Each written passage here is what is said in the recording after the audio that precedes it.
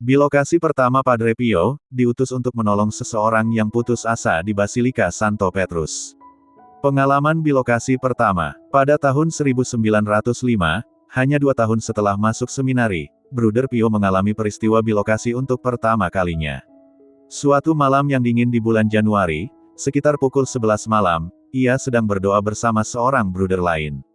Tiba-tiba, ia mendapati dirinya berada sangat jauh, di sebuah rumah yang sangat elegan. Di sana, seorang ayah sedang menghadapi ajalnya, sementara pada saat yang sama putrinya sedang dilahirkan. Dalam peristiwa itu, Bunda Maria menampakkan diri kepada Bruder Pio dan berkata kepadanya, "Aku mempercayakan makhluk ini kepadamu. Dia adalah batu permata yang belum dipoles. Kerjakanlah dia, didiklah dia, dan buatlah dia bersinar semaksimal mungkin, karena suatu hari nanti aku ingin menghiasi diriku dengannya."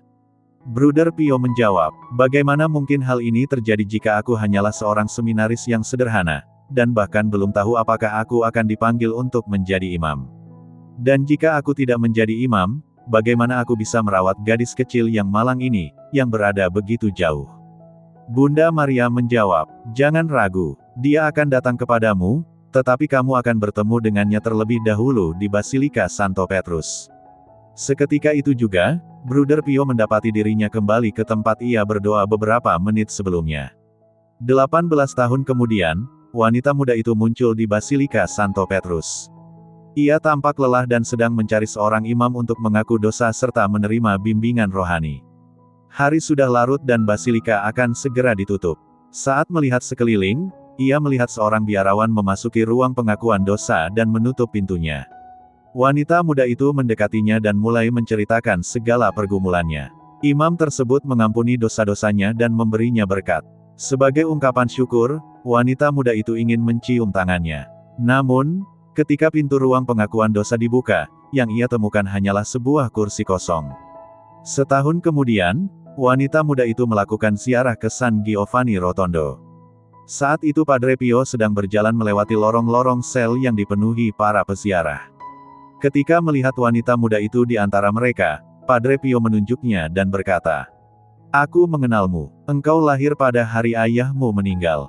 Wanita muda itu terkejut. Ia menunggu lama hingga akhirnya mendapat kesempatan untuk mengaku dosa kepada Padre Pio dan menyampaikan segala kegelisahannya. Padre Pio menyambutnya di ruang pengakuan dosa dengan berkata, "Anakku, akhirnya engkau datang. Aku telah menunggumu selama bertahun-tahun." Wanita muda itu semakin terkejut dan berkata bahwa Padre Pio keliru, karena ini adalah pertama kalinya ia mengunjungi San Giovanni Rotondo. Namun Padre Pio menjawab, "Engkau sudah mengenalku. Engkau datang tahun lalu ke Basilika Santo Petrus." Sejak saat itu, gadis muda tersebut menjadi anak rohani Padre Pio dan selalu menaati nasihat-nasihatnya.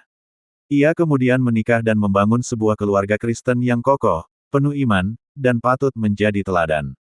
Dari kisah ini, kita dapat melihat Padre Pio sebagai pribadi yang setia dan bersedia menjadi alat bagi kemuliaan Tuhan.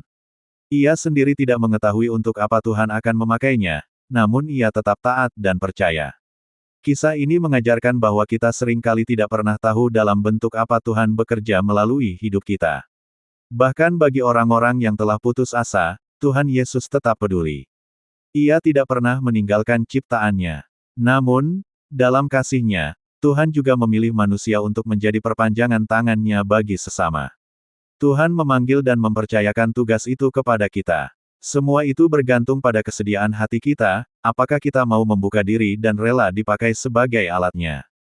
Ketika kita berkata, "Ya" kepada Tuhan, tidak ada perbuatan kasih yang sia-sia. Sekecil apapun ketaatan kita, semuanya dapat menjadi sarana bagi karya besar Tuhan.